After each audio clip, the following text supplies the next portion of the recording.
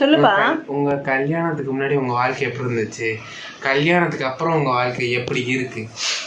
கல்யாணத்துக்கு முன்னாடி நான் சொன்னதெல்லாம் எங்கள் அம்மா சமைச்சு தருவாங்க. நல்லா ஜம்முன்னு சாப்பிட்டேன். நான் சொன்ன பேச்சு எங்கள் வீட்டில் எல்லாரும் கேட்பாங்க. எனக்கு பிடிச்சதெல்லாம் வாங்கி கொடுப்பாங்க. கல்யாணத்துக்கு அப்புறம் அப்படியே மாறிடுச்சு. அவங்க சொல்கிறதெல்லாம் நான் கேட்பேன். அவங்க எல்லாம் சாப்பிட்டு முடித்தவொடனே கடைசியாக சாப்பிடுவேன். எனக்கு என்ன வேணும்னு கூட கேட்க மாட்டாங்க. இப்படி தான் என் வாழ்க்கை போயிட்டுருக்கு.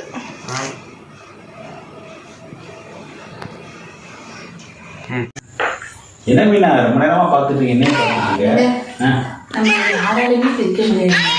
நம்ம வந்து பாலும் தண்ணி மாதிரி ரெண்டையும் மிக்ஸ் பண்ணிட்டா பால் வேற தண்ணி வேற பிரிக்க முடியாது. முடியாது அப்படின்னா அந்த மாதிரி நம்ம ரெண்டு பேரையும் யாராலையும் பிரிக்க முடியாதுங்க.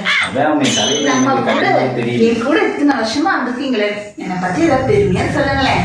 என்ன ஒண்ணு இந்த பிறவி முழுக்க உன்னை வச்சுதான் ஓட்டம் சொல்லி கடவுள் எழுதியிருப்பாரு. சரி பரவாயில்ல. இன்னும் நீங்க சோகமா கவலையே சொல்றீங்களா? ரொம்ப சந்தோஷமா சொல்லுங்க. பார்த்தேன். என்னங்க வேறாச்சும் சட்னி போடணும். இந்த பச்சை மிளகாய் கடிச்சு பார்த்து காரமா இருக்க, காரம் கம்மியா இருக்கான்னு சொல்லுங்களேன். போன தடவை வாங்கிட்டு வந்தீங்கல்ல, ஐயோ அந்த சட்னிக்கு 4 போட்டேங்க, ஒரே இல்ல. இது எப்படி இருக்குன்னு பார்த்து சொல்லுங்க, அது டக்குனு போட்டு போகணுங்க. இத கடிச்சு பார்த்து நான் உனக்கு டெஸ்ட் பண்ணி சொல்லணுமா?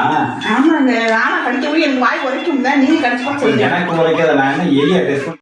ஆமாமா, உன் பையன் என்ன பண்ணிட்டு இருக்கான்? நல்லா படிக்க சொல்லு, பப்ளிக் எக்ஸாம் வேற. என் பிள்ளைனா எந்நேரம் படிப்பு படிப்பு படிப்பு.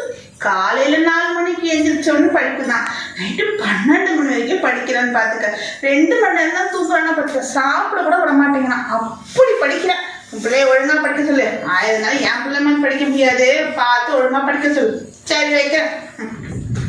என் பிள்ளை படிச்சுட்டு இருப்பாங்க.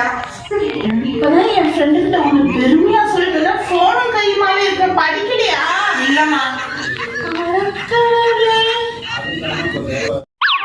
வெளியே பார்த்து தூக்கமே வர மாட்டேங்குது. என்ன மீனா?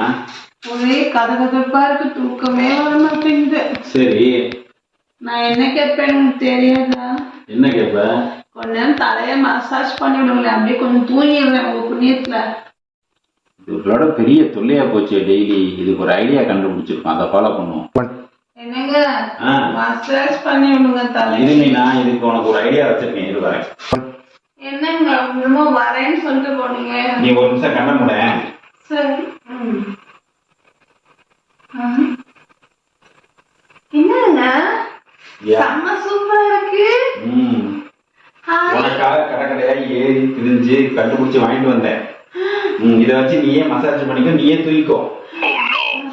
மசாஜ் பண்றது கூட ஒரு 10 நிமிஷம் வேலைக்கு ஒரு இன்ஸ்ட்ருமெண்ட் கொண்டு வந்துட்டாரு. இந்த மாதிரி நான் சமைக்க தப்பிக்க முடியலையே.